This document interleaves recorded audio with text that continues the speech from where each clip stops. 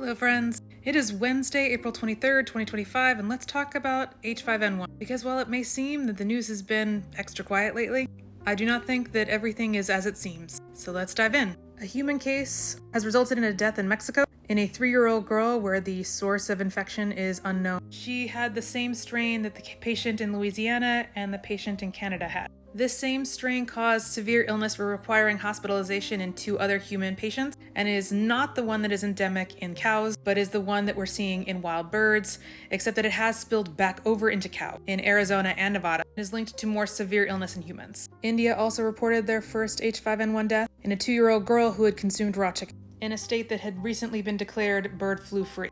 So obviously that wasn't true. Overall, well over 1,000 herds have been infected in 17 states, including almost 80% of the herds in California. Now the government has banned the word reinfected when associated with H5n1, so now we call it redetection. But herds that had been cleared are now showing that they are reinfected with H5n1, meaning that either they have new cows in their herd that are allowing transmission to take hold again, or cows can get reinfected with this again. Either way, that's not good, and the average duration of infection is now longer. We've recently seen a spike in infections in Idaho as well, and I'd like to point out some interplay happening here. Idaho is currently experiencing a drought in large quantities of its landmass, which drives birds to stop in places that have water, like watering holes for cows, or birds, which is showing up in the wastewater.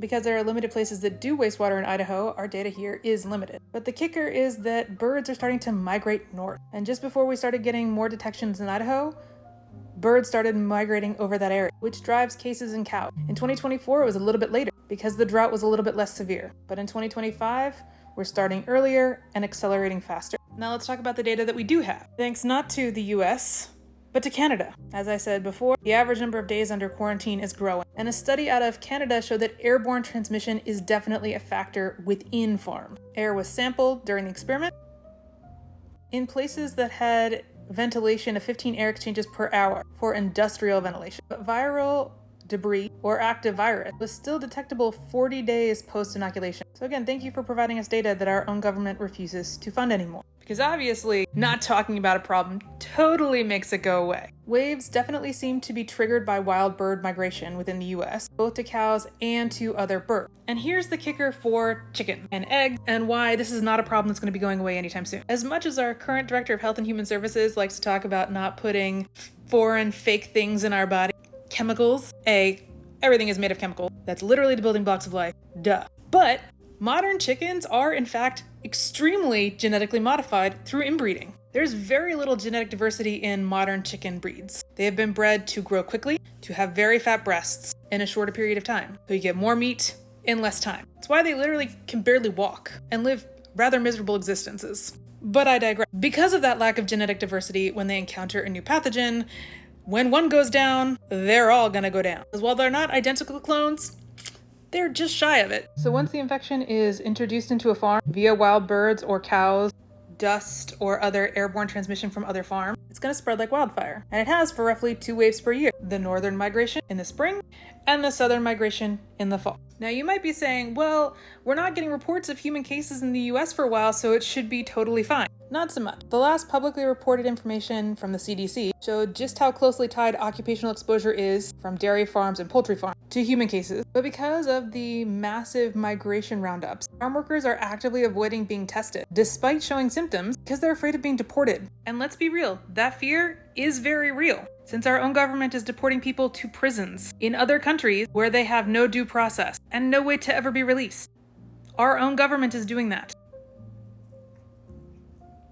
But I digress. So is it really no new cases? Is it less testing? When you fire almost the entire H5n1 team from the CDC and the FDA, well, is it people less likely to come forward because they don't want to be deported to a foreign torture prison? Probably not helping the situation.